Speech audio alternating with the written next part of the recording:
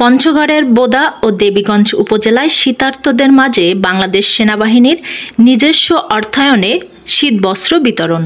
পঞ্চগড় থেকে প্রতিনিধি মোহাম্মদ আনিস প্রধানের ভিডিও চিত্রে প্রতিবেদন। দেশের সর্ব উত্তরের সীমান্তে প্রচণ্ড শীত কষ্টের জেলা পঞ্চগড়। এ জেলার মানুষ শীত মৌসুমে ক্ষুধার কষ্টের চেয়েও শীত কষ্টে বেশি কাহিল হয়ে যায়।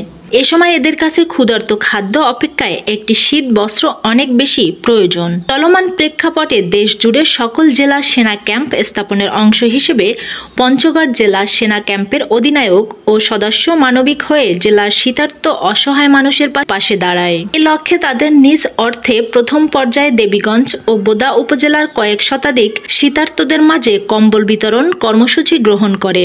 সোমবার সকালে দেবীগঞ্জ উপজেলার দণ্ডপাল ইউনিয়ন ও বোদা উপজেলার বোদা মডেল সরকারি প্রাথমিক বিদ্যালয় চত্বরে বাংলাদেশ সেনাবাহিনী ৬৬ পদাতিক ডিভিশনের নিজস্ব অর্থায়নে কয়েক শতাধিক অসহায় ও গরিবের মাঝে শীতবস্ত্র বিতরণ করা হয়। এ সময় শীতার্তদের মাঝে শীতবস্ত্র তুলে দেন বাংলাদেশ সেনাবাহিনী ৬৬ পদাতিক ডিভিশনের ২৯ বীরের অধিনায়ক কর্নেল ইউসুফ চৌধুরী। এছাড়াও বোদা উপজেলা আর্মি ক্যাম্পের camp commander captain Khalid, senior warrant officer Mohammad Asaduzzaman Bhuiyan এবং দেবীগঞ্জ ক্যাম্পের camp commander senior warrant officer Mohammad Makbul Hossain উপস্থিত ছিলেন।